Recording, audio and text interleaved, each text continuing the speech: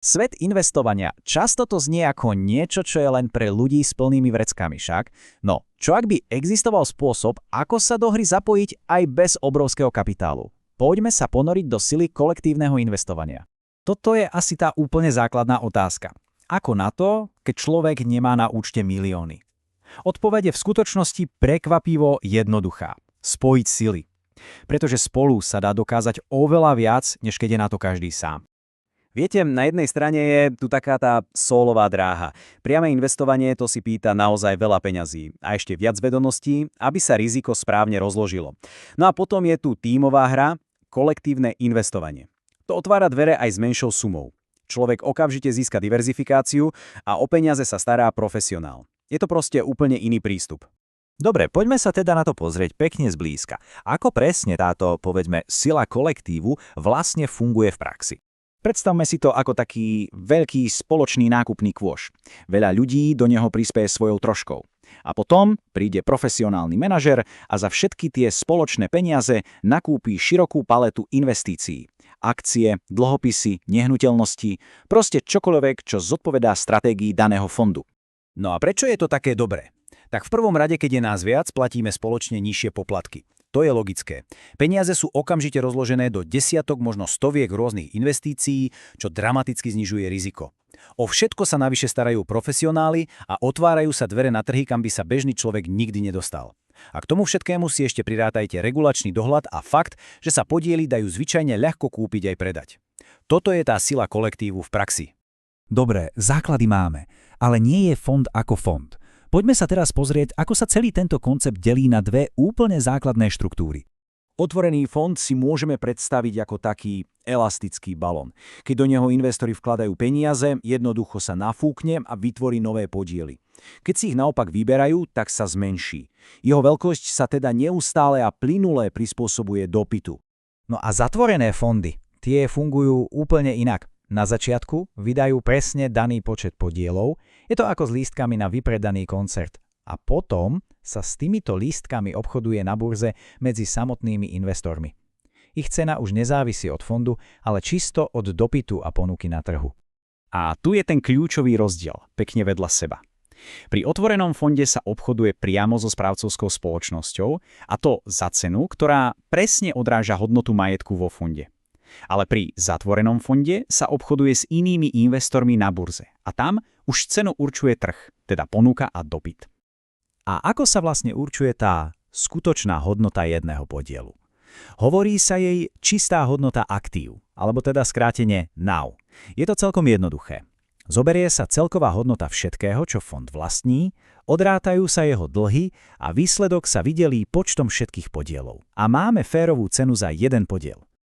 A teraz prichádza tá najzaujímavejšia vec pri zatvorených fondoch. Pretože sa s ich podielmi obchoduje na voľnom trhu, ich cena nemusí a často ani nezodpovedá ich skutočnej hodnote, teda NAV. Môže byť vyššia, čomu hovoríme prémia, alebo naopak nižšia, čo voláme diskont. Pozrime sa na príklad. Povedzme, že reálna hodnota každého podielu je presne 2 libry, ale investori sú takí nadšení z jeho stratégie alebo manažera, že sú ochotní na burze zaplatiť až 2 libry a 30 pencí. Fond sa vtedy obchoduje s 15% prémiou. V podstate sa platí viac, pretože sa verí v jeho svetlú budúcnosť. No a funguje to samozrejme aj naopak. Ak je skutočná hodnota podielu 1 libra, ale na trhu sa predáva len za 95 pencí, hovoríme o 5% diskonte. A presne toto sú tie príležitosti, ktoré skúsení investori hľadajú. Možnosť kúpiť majetok v hodnote 1 libry za zľavnenú cenu. Dobre, posúďme sa teraz k takému modernému hybridu, ktorý si berie niečo z oboch svetov. K fondom obchodovaným na burze, ktoré všetci poznáme pod skratkou ETF. ETF si berie to najlepšie z oboch svetov. Vo svojom jadre je to vlastne otvorený fond, takže je flexibilný a môže rásť. Ale tá kľúčová inovácia je, že sa jeho podiely obchodujú na burze počas celého dňa, presne ako bežné akcie. Čiže máme tu flexibilitu fondu a jednoduchosť obchodovania s akciami v jednom balíku. A presne táto kombinácia je dôvodom ich obrovskej popularity. Dajú sa kupovať a predávať kedykoľvek počas obchodných hodín.